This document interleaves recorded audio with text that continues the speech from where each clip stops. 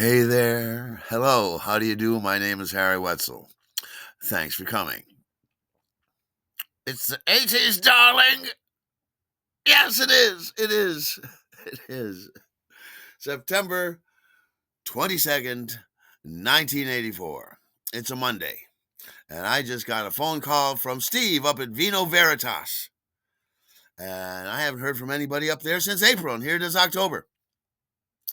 And Steve's like, I was wondering if you could come around and help out with a little organization. And I say, what do you mean, help out with a little organization? And he says, well, the wine cellar is not as organized as it was when you were here. And I would appreciate it if you could come around for a couple of days and put it back in order because it's just sort of a mess down there. And it would be nice if you could help out. I say, I'm in. Don't worry. I'll come in tomorrow. And I'd love to see you guys. So I'll come in on the 23rd. Okay, my schedule at the Winter Garden Theater is such that I work Monday, Tuesday, Wednesday, Thursday, Friday, and Saturday every night. And I also work Wednesday in the day and Saturday in the day. So I only have Monday and Tuesday day and Thursday and Friday day available to work at Vino Veritas. So I'm going to go in tomorrow and see what I can do. All right. So it's the next day. It's 23rd. And I'm standing outside Vino Veritas, and there's the neon sign. And I'm peeking in the window, and there's Francine standing behind the counter. She doesn't see me. And I'm just looking in, and I look, and I can see where Queen Margie's chair was. Yes. And I just walk on in to the store. And when I go in, Time After Time by Cyndi Lauper is playing. I know, sometimes music is just so perfect. And so it's so great to see Francine. We gave each other a nice warm hug, and she looked particularly cute this particular day. I know. So anyhow, I go back to the office, and there's Steve and there's Gregory, and they're hanging around, and it's just like old times. We shook hands, and neither one of them met my eyes. Anyhow, that's neither here nor there. What I've got to do is get down to the wine cellar and see what pandemonium has taken place around there. I got to see what kind of work I have ahead of me. Yes. So I go on down the stairs by the conveyor belt with a certain amount of trepidation, expecting the worst, hoping for the best. And yeah, it's the worst. It's a mess. It is. It's pandemonium down there. There's boxes and boxes and boxes. There's not in any order anymore. There used to be 4 beautiful courses of stacks and everything, like with like. And now I don't know how anybody finds anything anymore. I don't know how the day and the night shift or whoever he's got working for him did what they did, because it's just a mess. I say, all right, I'm going to have to come in Thursday and Friday, and we'll see how I can do. And I think I'm gonna have to start from scratch. Actually, I'm gonna have to take all of these boxes and unpile them and put them over in the corner, and then start to stack them in these nice, beautiful 4 ordered courses, like with like, red with red, Bordeaux with Bordeaux, white with white, liquor with liquor, booze with booze. So it all makes sense and you can find what you're looking for. That's what the plan is. So I come in Thursday and I work on it. Come in Friday and I work on it. And I don't come in Saturday or Sunday, forget it. I come in Monday. I come in Tuesday. Well, I ain't coming in Wednesday because I'm going to be at the Winter Garden Theater all day. And not only that, Wednesday is Halloween. Yes, it's Halloween 1984. Oh, yes. And I've got to celebrate Halloween. I've got to get downtown for the parade. Yes, here it is. It's Samhain. All Hallows Eve, my favorite holiday. Yes, the veil between the world of the living and the world of the dead is at its thinnest now. Yes, and all is magical, and New York is a particularly thrilling place to be celebrating Halloween because they do actually have a Halloween parade. Yes, and you can go down there and you can see, where else can you see uh, the Three Stooges and the Marx Brothers and a group of a dozen werewolves and Snow White and Cleopatra and and Vlad the Impaler, all in the same place at the same time. Not to mention the dozens of zombies. Not to mention the dozens of Jesuses. Not to mention all the dozens of zombie Jesuses. It's fantastic. The imagination and the spookiness and the creativity of the costumes is dazzling. Right. So I want to wear a nice, simple costume. I don't want to get makeup or anything like that, so I just put on my priest's shirt and collar and my vampire cape, my Dracula cape. Fantastic. I cut out several pairs of cardboard teeth, cardboard white teeth, and I make several pairs of the classic vampire teeth and a couple of pairs of the Nosferatu teeth. Yes. And I put those in my pockets and I'm ready to go. I've got my short haircut these days. It's short on the sides and bushy on top. And so I'm roaming around uh, Washington Square Park, where they have the Arc de Triomphe there, and that's where the party, that's where the parade culminates, and that's where everybody is. There's a fountain down there, and there's all sorts of wraiths and pixies, and spooks and demons and dragons and the like, all partying together, all drinking together, all smoking reefer together. It's a love fest. It is. So I'm walking around and I go over to there's a series of brownstones on the adjacent street, and there's a bunch of parties. The parties are overflowing out onto the sidewalk, and I say, "Well, I put in my vampire teeth, and I say I'm going to crash a couple parties here." And so everybody is everybody's each other's friend when you're in a situation like this. So I'm all, we're all smiling at each other and saying hello. It's just fantastic. And one of my favorite things to do is to say boo. Yes. So all you have to do is just walk up to someone, and there's a cute little pixie, or some monster, and you come up and you smile, and they smile back at you, and you say, "Boo!"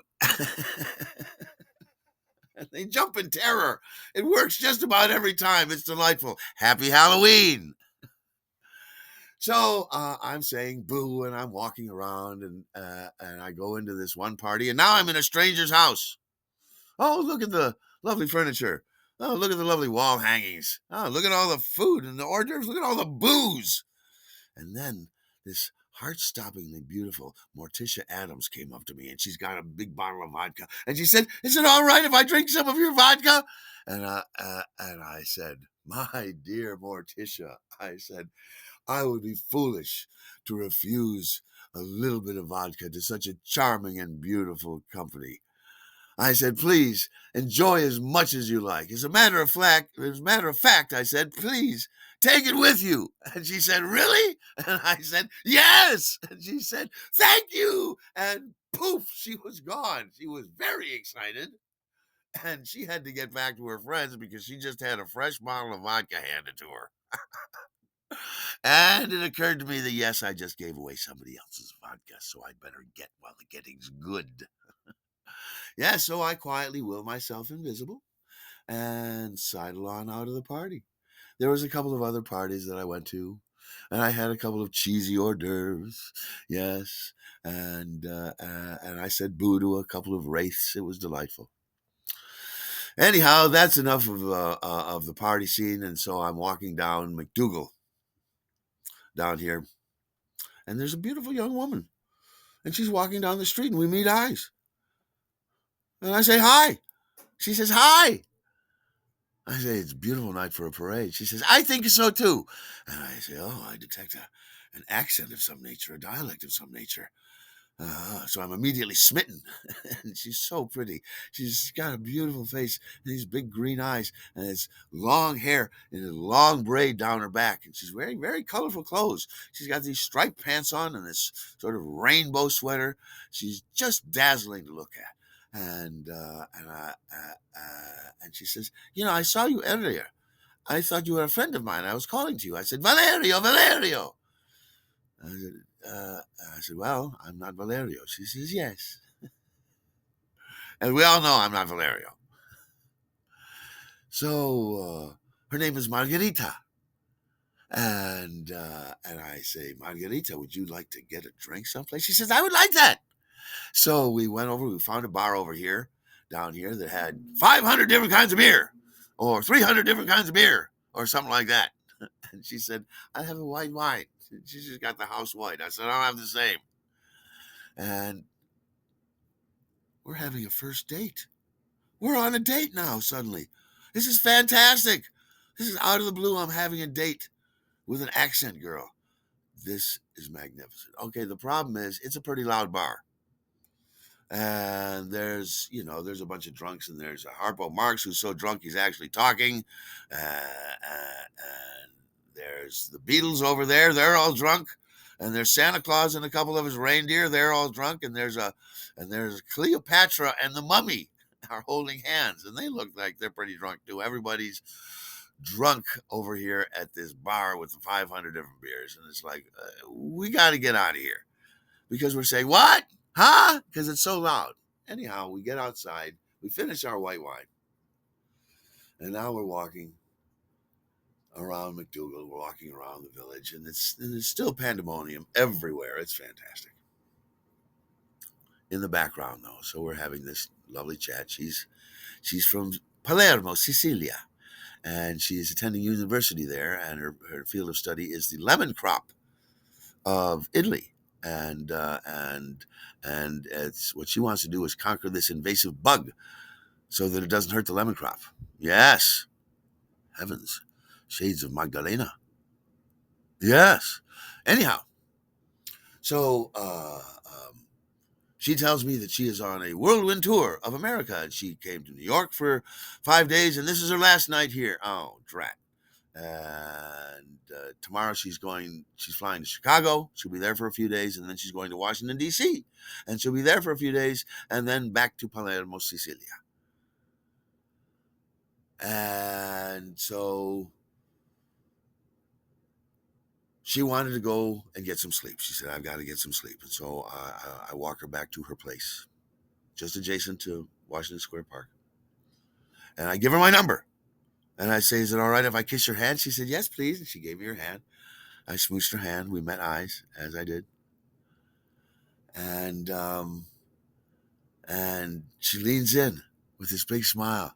And she's leaning closer, and I know she's going to kiss me, and I'm getting ready, and I'm slightly parting my lips, and she says, ciao, Hattie! And she pulls back and gently shuts the door. Chukunk. And I'm standing there like a drunken caveman. And I sort of come to, and I shake off this almost kiss that we didn't have, but I did get to kiss her hand, and I consider that a win. And it dawns on me, I just had an international date with an international beauty, with an international dialect and everything. You know what a sucker I am for a woman with an accent. Oh. So that was a lovely way to end Halloween. I realized, yes, I think it's time to go home. So I cut through Washington Square Park where they're all flitting about the fountain still. And I get over to Broadway and I start walking home. I'm just going to walk home. And I go up Broadway through the dark and spooky part of the 30s and into the 40s and the Midtown in the 50s. And then past Lincoln Center. And then I get up to the 70s and there's Gray's Papaya. Yes, where they have hot dogs and papaya juice. Yes. And I'll never forget the one time I went in there with Corn Lad, and I said, they have sauerkraut hot dogs and they have plain hot dogs. And I said, and this is the other time we were in there, Corn Lad and I are in there. I said, I have 2 hot dogs, one with cigarette and one without. The guy goes, what? Corn Lad's. And I'm like, oh, excuse me, I mean one with sauerkraut, one without. Yeah, we found that to be somewhat amusing. Anyhow, I'm waiting there in line in Gray's Papaya, and there's a couple of werewolves and a clown in front of me in line. Now that I mention it, that's typical for Gray's Papaya. There's usually a few werewolves and a couple of clowns hanging around there. I know. Anyhow, I get up to make my order, and I order it appropriately, one with sauerkraut, one without, and I inhale those in no time flat. Yes. And so, you know what I do? I stop off at the local party store and I get myself a beer for the rest of the walk home. Of course I do. All right. Now, like, subscribe, share, and comment. Do these 4 things to make your day complete. Yes. All right. Thank you for sharing this journey with me. And I look forward to seeing you next time. All right.